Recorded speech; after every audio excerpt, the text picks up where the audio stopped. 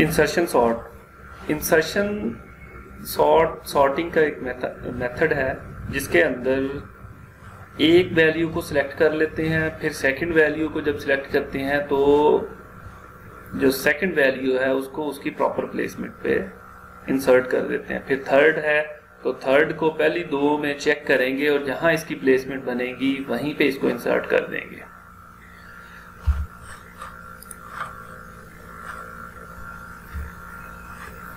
जैसे पहली वैल्यू को हमने सिलेक्ट किया तो ये सॉर्टेड कर दिया कि ये वाली वैल्यू सॉर्टेड लिस्ट है और ये हमारे पास अभी अनसॉर्टेड लिस्ट है।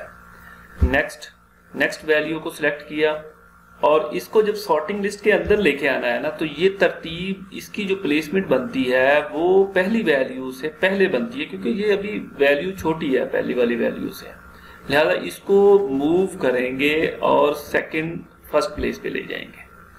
देन हमने अगली वैल्यू सिलेक्ट की तो वो लकीली निकली कि वो उसकी प्लेसमेंट भी वही बन रही थी।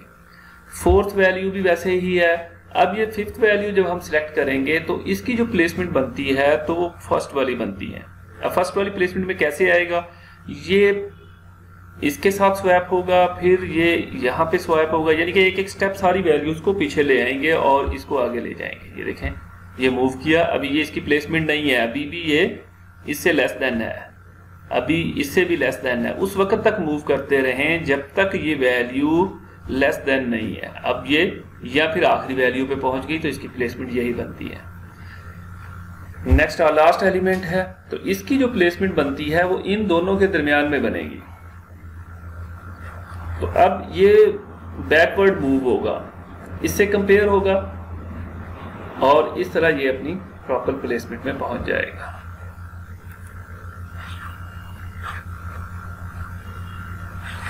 प्रोग्राम को समझते हैं। यहाँ पे ये इंसर्शन सॉर्ट का प्रोग्राम है। एक डाटा ले लिया जिसको हमने एरे के अंदर स्टोर करवा लिया, सी आउट करवाया ताकि डाटा हम एक दफा देख लें। ये सी आउट करवा के हमने डाटा डिस्प्ले कर दिया।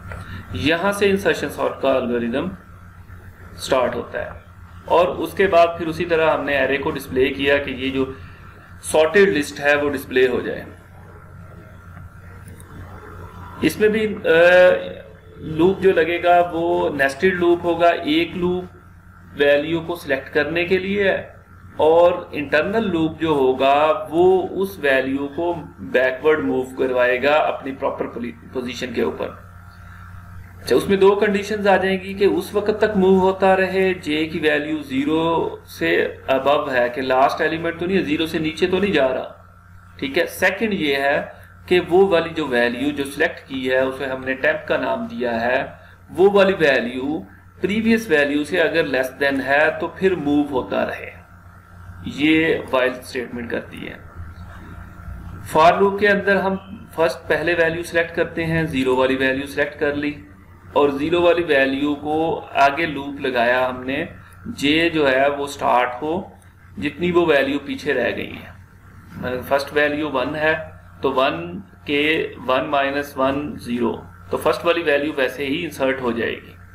सेकंड, जब फॉर एग्जांपल के की वैल्यू 5th होती है तब हमारा जो जे है वो 0 से स्टार्ट हो और 5th माइनस 1 4th वैल्यू, क्योंकि प्रीवियस जो वैल्यूज रह जाती हैं वो 4th वैल्यू अगर है हमारे पास, फॉर एग्जांपल इसी केस में अगर हम देखते हैं तो हमारे पास ये वाली वैल्यू जब सिलेक्ट की हमने तो हम देखेंगे कि इसको प्रीवियस 4 टाइम्स कंपेयर करें और सेकंड कंडीशन ये है कि वो 0 जो है एलिमेंट वहां तक कंपेयर करे और उससे फिर नीचे को ना जाए, वरना अनलिमिटेड हो जाएगा ये। और फिर उसके बाद टेम्परेरी वैल्यू को उस प्लेसमेंट पे हमने मूव करवा दिया जहां पे वो जो ये j-1 यहां पे करते हैं, इसलिए j को एक स्टेप आगे करके फिर उसको मूव करवाएंगे। प्रोग्राम को एग्जीक्यूट करके देखते हैं जी। ये देखें, हमने प्रोग्राम को एग्जीक्यूट किया, ये अनसॉर्टेड डाटा है हमारे पास और ये डाटा सॉर्टिंग में आ गया। ये वही डाटा जो यहाँ पे दिया हुआ है, इसको एक दफ़ा डिस्प्ले किया, इसने वो डिस्प्ले कर दिया। और नेक्स्ट हमारे पास जो डाटा है वो ये परफॉर्म हुआ हमारा सिलेक्शन सॉर्ट, इंसर्शन सॉर्ट और फिर उसके बाद इसको हमने डिस्प्ले कर दिया।